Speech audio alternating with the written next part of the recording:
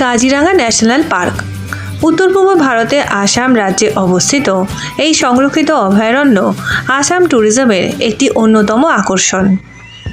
এই Kaziranga national park পৃথিবীর 70% একশৃঙ্গ গন্ডারের বাসভূমি। এই অভয়ারণ্য রয়েছে এলিফ্যান্ট সাফারি এবং জিপ সাফারির সুব্যবস্থা। এলিফ্যান্ট সাফারি এবং জিপ সাফারির সময় আপনি স্পট করতে পারবেন কাজিরাঙ্গার বিখ্যাত একশৃঙ্গ গন্ডারকে। আর শুধু একশৃঙ্গ গন্ডারই নয়, কাজিরাঙ্গা হলো বিভিন্ন প্রজাতির পশু, পাখি এবং গাছপালার বাসভূমি। কাজিরাঙ্গাতে রয়েছে ভারতের মধ্যে সর্ববৃহৎ অর্কিড গার্ডেন এবং বায়োডাইভার্সিটি পার্ক, যেখানে রয়েছে 100-রও বেশি অর্কিডের সমারোহ। কাজিরাঙ্গাতে আমরা ছিলাম অরণ্য ট্যুরিস্ট লজে। এই ট্যুরিস্ট লজের বিস্তারিত বিবরণ আমি এই ভিডিওতে দেওয়ার চেষ্টা করেছি। আমি সকলকে অনুরোধ করব ভিডিওটা স্কিপ না করে পুরোটা দেখার জন্যে, কারণ এই ভিডিওটা খুবই তথ্যবহুল হতে চলেছে। যদি ভালো লাগে একটা লাইক করে দিও, আর আমার পাশে থাকার জন্যে চ্যানেলটাকে সাবস্ক্রাইব করার কথা ভুললে চলবে না।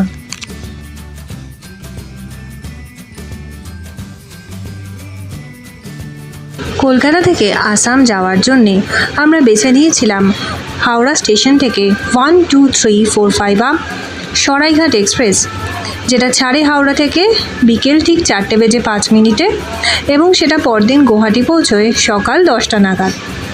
আমরা গুয়াহাটি পৌঁছে গুয়াহাটি সাইট সিইং করে তারপরে আমরা চলে গিয়েছিলাম শিলং দেখতে। গুয়াহাটি এবং শিলং ভ্রমণের ব্লগ আমি এই চ্যানেলে আগেও শেয়ার করেছি, ডেসক্রিপশন বক্সে লিঙ্কটা দেওয়া থাকবে, তোমরা কেউ চাইলে দেখে নিতে পারো। তারপর শিলং থেকে আমরা চলে এসেছিলাম গুয়াহাটি শহরের ইন্টারসিটি বাস টার্মিনাসে। সেখান থেকে আমরা ধরেছিলাম কাজিরাঙ্গা যাওয়ার বাস। রয়েছি গুয়াহাটি আইএসবিটির একদম পাশে হোটেল ড্রিম সিটি, আর ওই দিকটা হচ্ছে আইএসবিটি হাইওয়ের একদম পাশে। আমরা কালকে এখান থেকে কাজিরাঙ্গার বাস ধরবো। যারা এখান থেকে কাজিরাঙ্গা যাবে, মানে গুয়াহাটি থেকে আইএসবিটি থেকে যারা বাস ধরবে তাদের এখানে এসে থাকতে হয়, মানে আইএসবিটির পাশে। কারণ বাসগুলো, কাজিরাঙ্গার বাসগুলো সমস্তই ছাড়ে সকাল মোটামুটি 5টা থেকে 7টার মধ্যে। তাই গুয়াহাটি থেকে, মানে পল্টন বাজার থেকে এখানে আসাটা তো খুব ডিফিকাল্ট। সেই জন্য হোটেল ড্রিম সিটির পাশে, ড্রিম সিটিতে আমরা উঠেছি। এখানে রুম তো বেশ ভালো। আমরা ফ্যামিলি রুম নিয়েছি, যার ট্যারিফ হচ্ছে 2600 টাকা পার নাইট।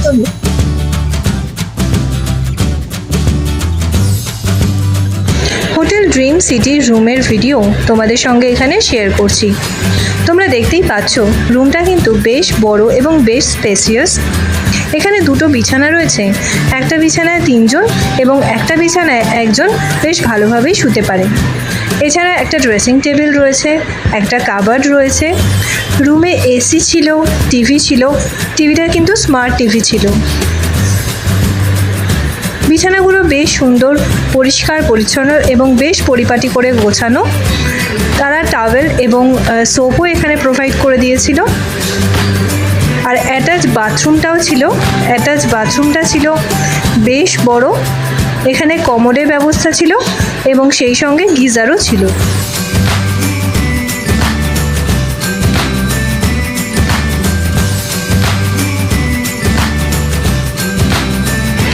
এটা হচ্ছে গুয়াহাটি শহরের ইন্টারস্টেট বাস টার্মিনাস, যেখান থেকে আসামের বিভিন্ন জায়গায় যাওয়ার জন্যে বাস পাওয়া যায়।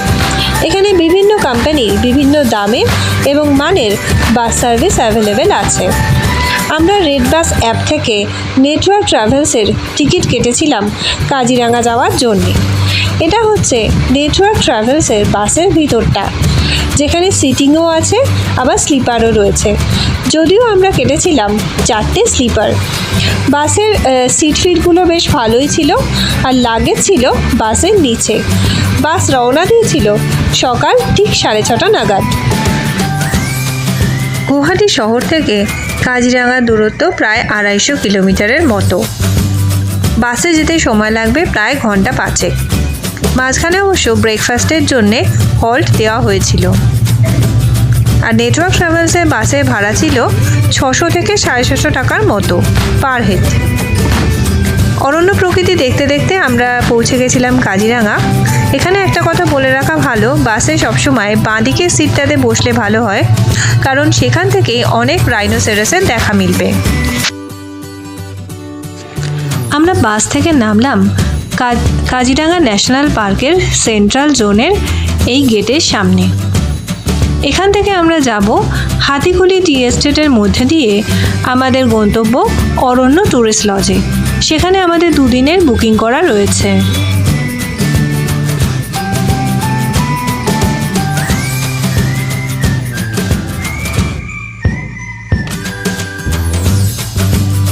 কোহরার মেন গেটের সামনে থেকেই অটো পাওয়া যায় অরণ্য ট্যুরিস্ট লজে যাওয়ার জন্যে।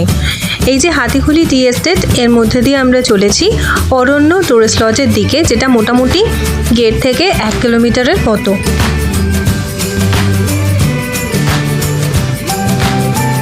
অরণ্য tourist lodge Kaziranga national park অভয়ারণ্যের সেন্ট্রাল জোনের মধ্যে অবস্থিত।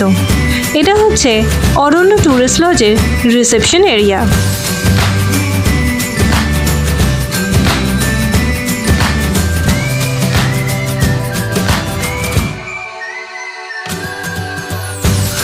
রিসেপশন এরিয়া সংলগ্ন একটি ছোট্ট সুভেনির শপও রয়েছে। এখানে বিভিন্ন ধরনের শোপিস, শাড়ি, গামছা, মেখলা, আসামের স্থানীয় টি শার্ট, টুপি ইত্যাদি পাওয়া যায়। চাও এখানে পাওয়া যায়, যেটা আসামের বিখ্যাত চা বাগানের চা, তবে এখানে দামটা আমার একটু বেশি বলেই মনে হয়েছে। এটা হচ্ছে বিল্ডিংয়ের ওপরে ওঠার সিঁড়ি। আমাদের রুম ছিল 2nd ফ্লোরে। এখানে আমি একটা রুমের ভিডিওটা ছোট করে আপলোড করে দিলাম। আমাদের এই রুমটার ট্যারিফ ছিল 1600 টাকা পার নাইট, যেটা কিন্তু 4 জনের জন্যে বেশ কমফোর্টেবলই ছিল। রুমটার দেখতে পাচ্ছ একটা ড্রেসিং টেবিল রয়েছে, তার পাশে কাবার্ড রয়েছে, এসির ব্যবস্থাও ছিল, টিভি ছিল এবং আধুনিক সমস্ত সুবিধাযুক্ত একটি অ্যাটাচ বাথরুমও ছিল এবং সঙ্গে একটি সুন্দর ব্যালকনিও ছিল।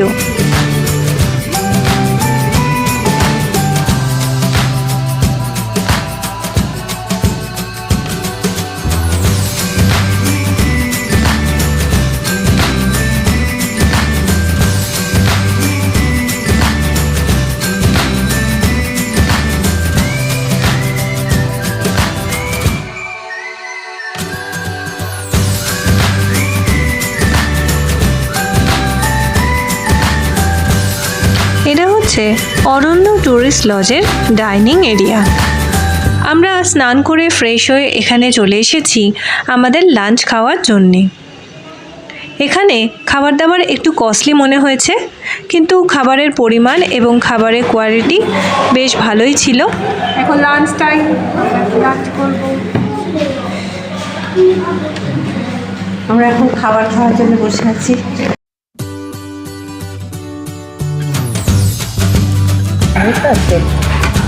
এটা 3 প্লেট ভাতের পরিমাণ ভাত, তার সঙ্গে ডাল, তার সঙ্গে থাকছে মিক্স ভেজ, এটা হচ্ছে চিকেন, এটা হচ্ছে অমলেটের তরকারি। আমরা এখন কাজিরাঙার অরণ্য ফরেস্ট টুরিস্ট লজে রয়েছি। এখানে এখন আমরা ঘুরতে যাব অর্কিড হাউসে, তার জন্য অটো আসার জন্য অপেক্ষা করছি। অটো করে আমরা চলে এলাম অর্কিড গার্ডেন এবং বায়োডাইভার্সিটি পার্কের টিকিট কাউন্টারের সামনে। এখানে টিকিটের মূল্য জনপ্রতি 100 টাকা করে। অর্কিড গার্ডেন খোলে সকাল 9:30-10টার সময় এবং সূর্যাস্তের আগে পর্যন্ত খোলা থাকে। অর্কিড গার্ডেনের গেটের সামনে রয়েছে ছোটোখাটো একটা মার্কেট, যেখানে বিভিন্ন ধরনের জিনিস পাওয়া যায়, বিভিন্ন সুভেনির পাওয়া যায়, গিফট আইটেম পাওয়া যায়। অসমের বিখ্যাত চা বাগানের চাও এখান থেকে আমরা কিনেছিলাম, আর জিনিসপত্রের দাম আমার বেশ রিজনেবল বলেই মনে হয়েছে। অর্কিড গার্ডেনে ঢোকার মুখেই রয়েছে এই বোর্ডটা, যেখানে বিভিন্ন দ্রষ্টব্য স্থানগুলি পয়েন্ট ওয়াইজ লেখা রয়েছে।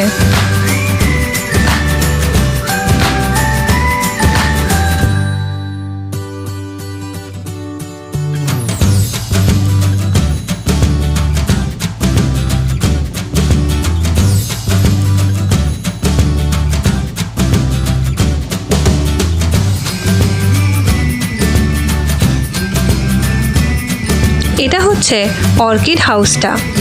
এখানে বিভিন্ন প্রজাতির অর্কিড রয়েছে। এখানে ডেমনস্ট্রেটররাও আছেন যারা এখানে বর্ণনা করেন যে কোন অর্কিড কী নাম রয়েছে, তাদের বিশেষত্ব কী রয়েছে, কোনো অর্কিডে গন্ধ রয়েছে, কোনো অর্কিডে গন্ধ নেই।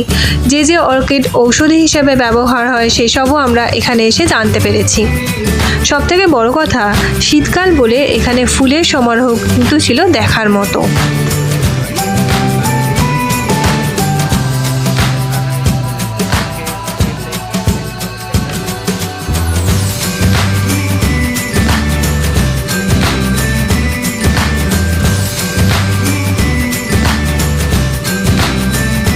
প্রত্যেকটা গাছের নিচে নিচে গাছগুলির নাম লেখা ছিল।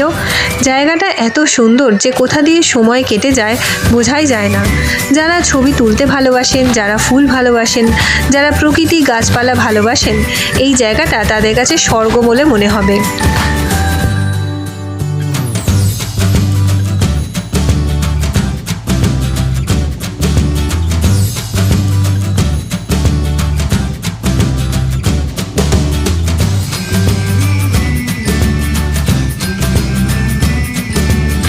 এখানে শুধু অর্কিডই নয়, এখানে রয়েছে বিভিন্ন প্রজাতির ফল এবং ফুলের গাছ।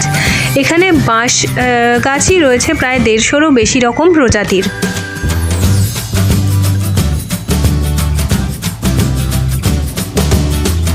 অর্কিড গার্ডেন এবং বায়োডাইভার্সিটি পার্কের মধ্যে রয়েছে সুন্দর একটি মিউজিয়াম, আদিবাসী সংস্কৃতির একটি অন্যতম সংগ্রহশালা। এখানে বিভিন্ন ধরনের জিনিসপত্র রাখা রয়েছে, যেগুলির পাশে পাশে নাম লেখাও রয়েছে। এখানে কোনো ডেমনস্ট্রেটর নেই, কিন্তু দেখতে কোনো অসুবিধা হওয়ার কথা নয়। আমার কিন্তু এই মিউজিয়ামটা দারুণ লেগেছে।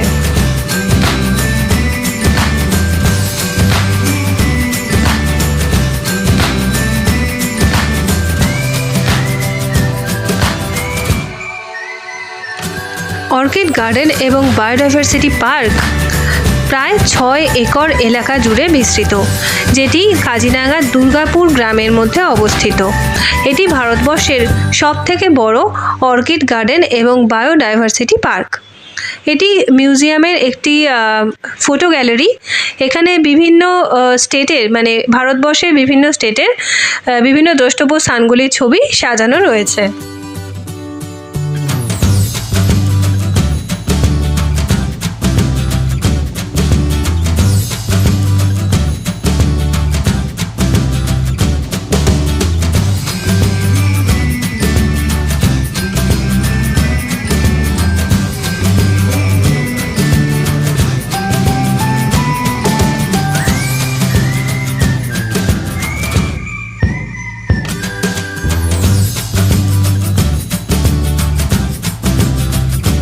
এই পার্কেই রয়েছে একটি নার্সারি, যেখানে বিভিন্ন রকমের ফল ফুলের গাছ রয়েছে। পছন্দ মতো গাছ আপনারা এখান থেকে নিতে পারেন।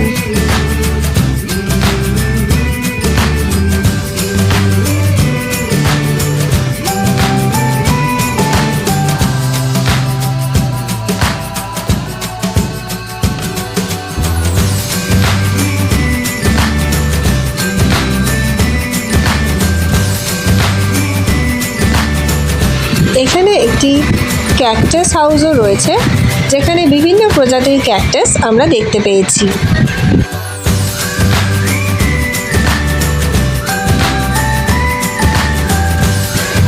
কাজিরাঙ্গা অর্কিড গার্ডেন এবং বায়োডাইভার্সিটি পার্কের মধ্যে রয়েছে আসামিজ কুইজিনের একটি সুন্দর রেস্টুরেন্ট।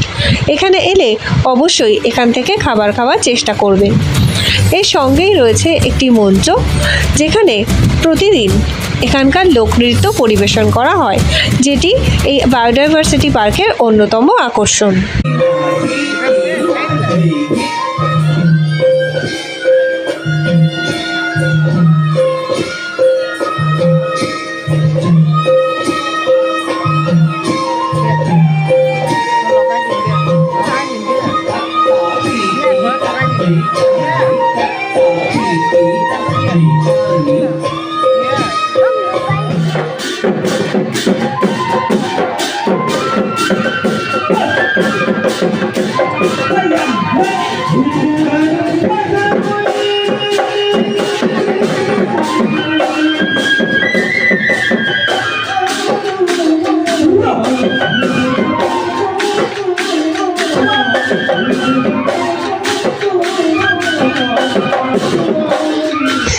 কাজিরাঙা অর্কিড গার্ডেন এবং বায়োডাইভার্সিটি পার্ক দেখা হয়ে গেলে আমরা আবার অটো করে ফিরে এসেছি অরণ্য ট্যুরিস্ট লজে।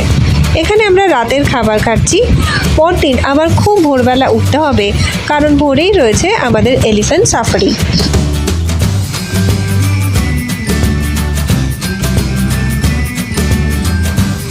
আমি এখন অরণ্য ট্যুরিস্ট লজে। আমরা এখন হাতি সাফারিতে যাচ্ছি। এখন ঘড়িতে বাজে ঠিক সকাল 4:30। হাতি সাফারি শুরু হবে 5টার সময়।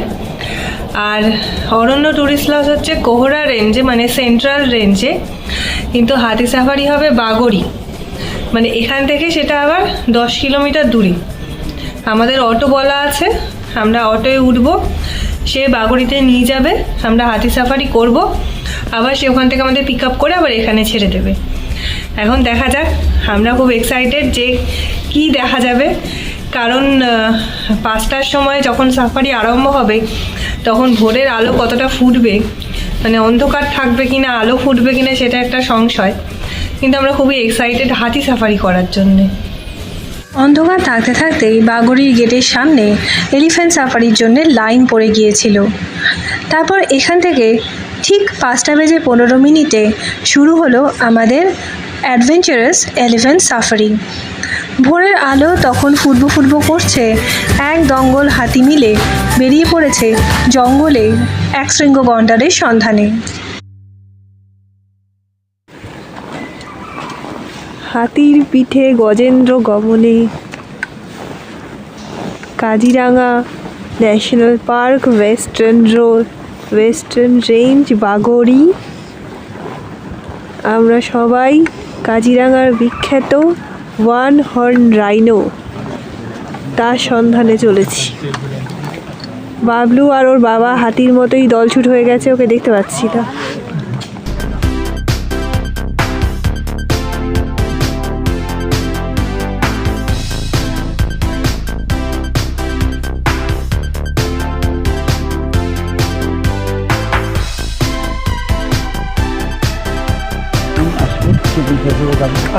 হাতির পিঠে এখন জঙ্গলের রাস্তায় ঢুকেছি।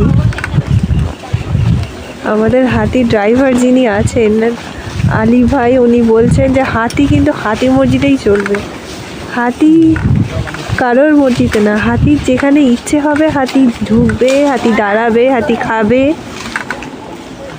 সব হাতির উপর ডিপেন্ড করছে।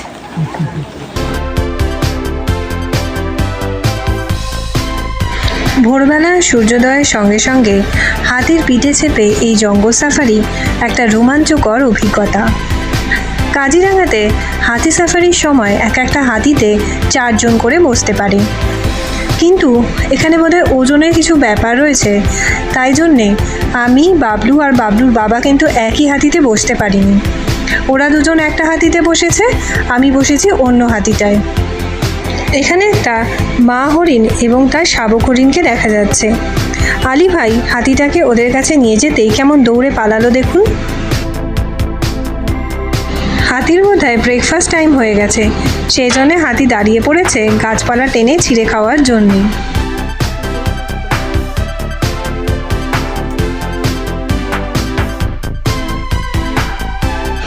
ফাইনালি আমরা দেখতে পেলাম কাজিরাঙার বিখ্যাত একশৃঙ্গ গন্ডার, যেটা আমাদের কয়েক হাতের মধ্যেই চলাফেরা করছিল।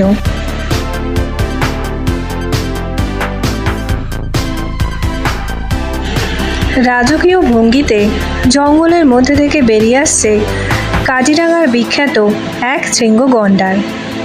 এখানে গন্ডারের গায়ের চামড়াটা কিন্তু আমাদের গরুমারা বা জলদাপাড়া থেকে আমার একটু অন্যরকম বলে মনে হয়েছে। এদের গায়ের চামড়ার রং অনেকটা ধূসর, আর আমাদের গরুমারা বা জলদাপাড়ায় আরও বেশি গাঢ় রঙের হয়ে থাকে।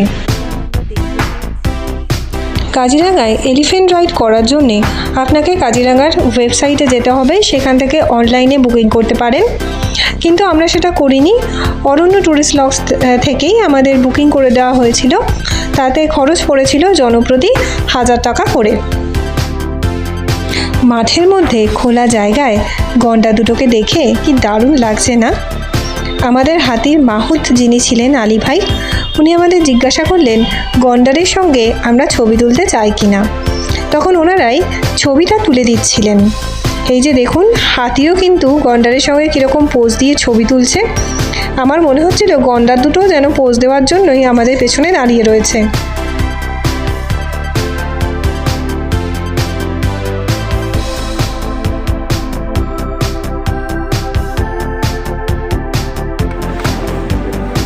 আমরা এখন ফিরে যাচ্ছি।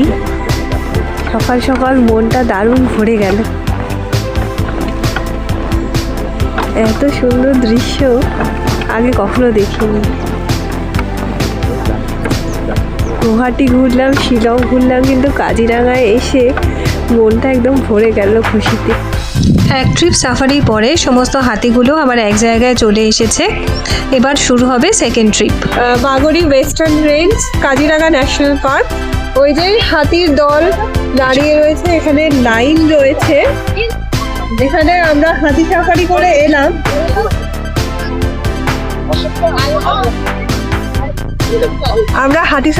এলাম। আমরা যখন হাতিতে চেপেছিলাম তখন অন্ধকার ছিল, সেই জন্য ভিডিও নিতে পারিনি। তো এখন দেখা যাচ্ছে প্রচুর মানুষ এখানে দাঁড়িয়ে রয়েছে। পরের পর ট্রিপ হচ্ছে, সকালবেলা 3টে ট্রিপ হয়। আমরা ফার্স্ট ট্রিপে গেছিলাম, এখন সেকেন্ড ট্রিপ। এরা যখন ফিরে আসবে এবার থার্ড ট্রিপ শুরু হবে। অসাধারণ একটা এক্সপিরিয়েন্স করলাম, ওয়ান্স ইন এ লাইফ। অনেক রাইনো দেখেছি, বাফেলো দেখেছি, হরিণ দেখেছি, বন্য শুয়োর দেখেছি, শুধু বাঘটা দেখা বাকি আছে। বিকেলবেলা জিপ সাফারি করব, তখন আশা করা যায় যদি বাঘ দেখতে পাই। আমরা এখন ব্রেকফাস্ট খাচ্ছি, কচুরি আর আলু। এলিফ্যান্ট সাফারি সেরে এসে আমরা বসে গেছি আমাদের ব্রেকফাস্ট টেবিলে। আমি এখন কাজিরাঙা অরণ্য লজে রয়েছি। এটা একটা বিশাল বড় এরিয়া, কিন্তু এত সুন্দর জায়গাটা। যারা কাজিরাঙায় আসবেন চেষ্টা করবেন যাতে এই লজটা নেওয়া যায়, অরণ্য ট্যুরিস্ট লজ। এখানে টোটাল বোধহয় 28 কি 29টা রুম রয়েছে। স্ট্যান্ডার্ড রুমের ভাড়া শুরু হচ্ছে 1600 টাকা থেকে, যেটা আমরা রয়েছি। দারুণ রুমটা। ওই রুমটায় আমরা 4 জনই এঁটে গেছি। বিশাল বড় বিছানা। আর এখানে একটা জিনিস দেখাচ্ছি, এখানে কটেজ রয়েছে। কটেজগুলো এক একটা নাম এক এক রকম। এটা যেমন এলিফ্যান্ট, আবার এই পাশে একটা কটেজ রয়েছে, দেখি ওটার কি নাম রয়েছে।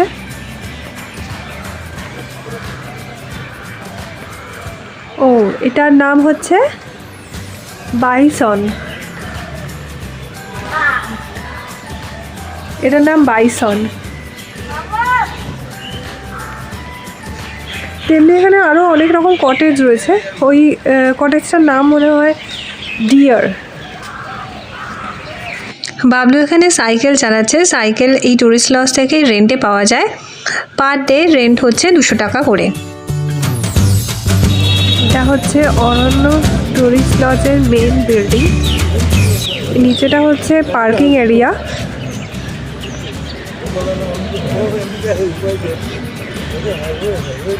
আর ওইটা হচ্ছে, ওই যে দেখা যাচ্ছে ওটা হচ্ছে ঢোকার গেটটা। এখানে গাড়ি দাঁড়িয়ে রয়েছে। যারা গাড়ি নিয়ে আসবেন তাদের এখানে গাড়ি রাখার জায়গা রয়েছে।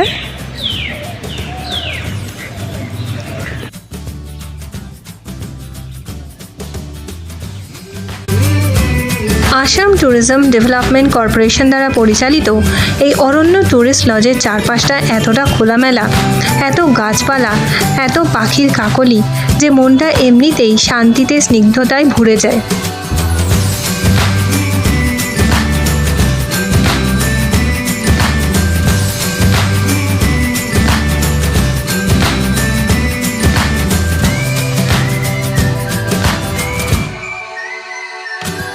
এরকম খোলামেলা জায়গায় যেখানে এত সুন্দর সবুজ মাঠ রয়েছে, বাচ্চাদের সেখানে তো আনন্দ হবেই। এছাড়াও বাচ্চাদের জন্য স্লিপ দোলনার ব্যবস্থাও রয়েছে। তাছাড়া সাইকেল রেন্টের কথা তো আমি আগেই বললাম।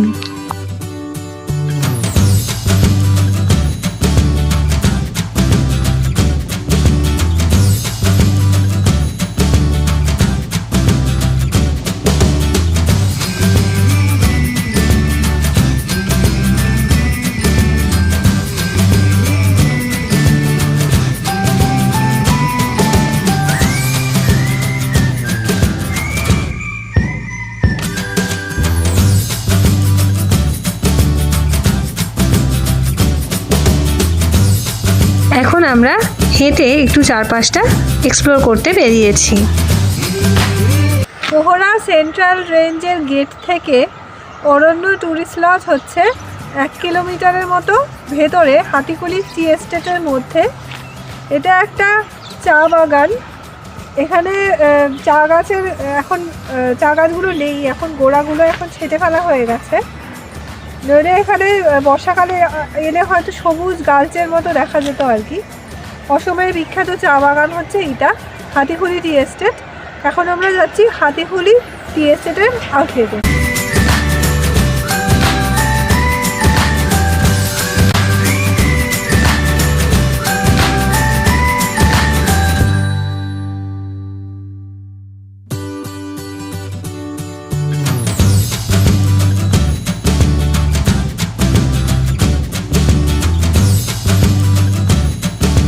আমরা এখন চলে এসেছি কাজিরাঙা হাতিকুলি টি এস্টেটের আউটলেটে, যেটার নাম হচ্ছে দ্য টি কোভ।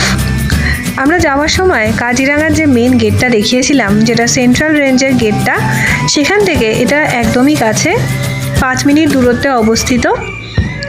এটা একটি অর্গ্যানিক টি ফার্ম। এখানে যে সমস্ত চা পাতাগুলি পাওয়া যায় সেগুলি সবই অর্গ্যানিক পদ্ধতিতে তৈরি। আমরা এখান থেকে কিছু চা পাতা কিনেছিলাম নিজেদের জন্যে এবং কিছু অন্যান্যদের গিফট করার জন্যে। এখানে একটা ছোট্ট ক্যাফেও রয়েছে, যেখানে চা খেতে খেতে আপনি পেস্ট্রি, প্যাটিস এইগুলো এনজয় করতে পারবেন।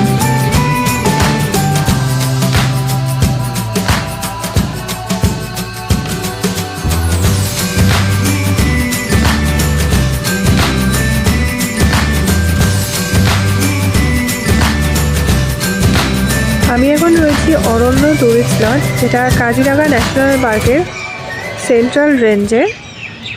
জিপ সাফারি এখান থেকেই হবে, এনারাই বন্দোবস্ত করে দেন। এখান থেকেই পিক আপ করা হবে। আজকে আমরা আফটারনুন সাফারিতে যাব আফটার লাঞ্চ। আর জিপ সাফারির কস্ট হচ্ছে পার জিপ 3000 টাকা। একটা জিপে 6 জন বসতে পারে, আর সময় হচ্ছে 2 ঘন্টা।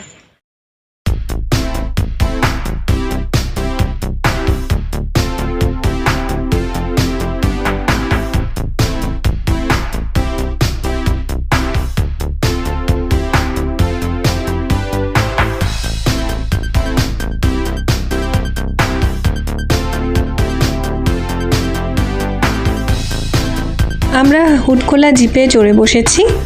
এবারে আমরা যাচ্ছি সেন্ট্রাল রেঞ্জ থেকে জিপ সাফারি করার জন্যে।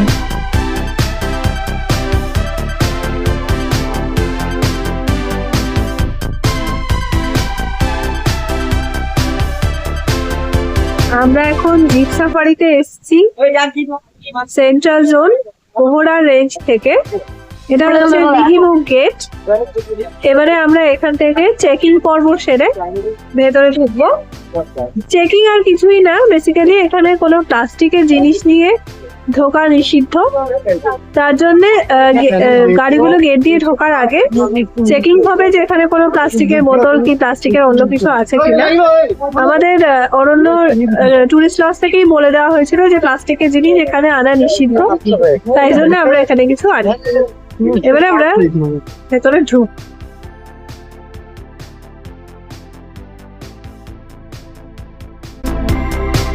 মিহিমুখ গেট থেকে অনেকগুলি জিপ একসাথে রওনা দিল জঙ্গলের পথে।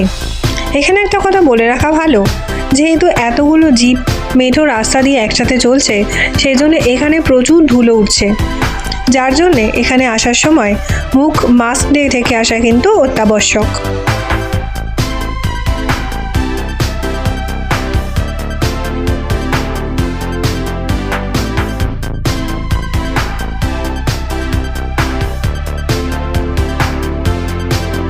একটা জিপ যখন দাঁড়িয়ে পড়ে তখন তাকে দেখা দেখি অন্যান্য জিপগুলোও সেখানে এসে দাঁড়িয়ে যায়। ওখানে কিছু একটা দেখা যাচ্ছে এই আশায় আমরা যেমন এখানে এসে এই হরিণটাকে দেখতে পেলাম।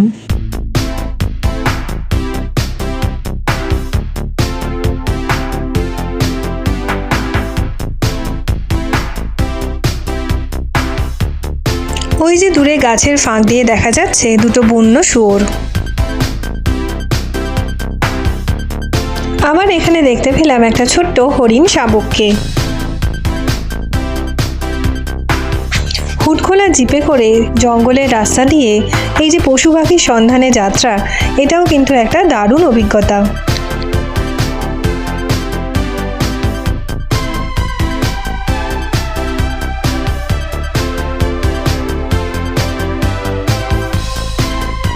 কাজিরাঙা ন্যাশনাল পার্কে সেন্ট্রাল জোন ঘোরাতে আমরা এখন সাফারি করছি।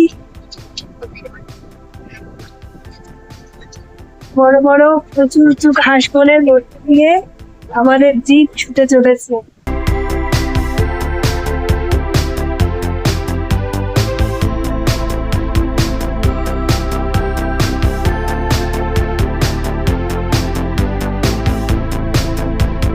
এবারে আমাদের সামনে দেখা দিল একটি বন্য হাতি। ওই দেখুন, জলের ওপরে একটা ভাঙা গাছের ডালের ওপরে বসে রয়েছে কচ্ছপ এবং তার ফ্যামিলি। ওই যে দূরে দেখা যাচ্ছে কাজিরাঙার বিখ্যাত একশৃঙ্গ গন্ডারকে। শীতকাল বলেই হয়তো এখানে গাছপালার মধ্যে সবুজ ভাবটা একটু কম, তবে গাছের পাতা যেহেতু শীতকালে পড়ে যায় তাই অনেক দূর অবধি দৃষ্টি দিয়ে দেখা যায় কোনো পশু পাখি আছে কিনা। সেই জন্যে জঙ্গল সাফারি শীতকালেই করা ভালো। এখানে একটা ওয়াচ টাওয়ার রয়েছে, এর সামনে আমাদের হল্ট দেওয়া হয়েছে 10 মিনিটের জন্যে। ওয়াচ টাওয়ারের সামনে রয়েছে একটা নদী, নদীর ওপারে দেখা যাচ্ছে কিছু গন্ডার এবং হরিণ চড়ে বেড়াচ্ছে।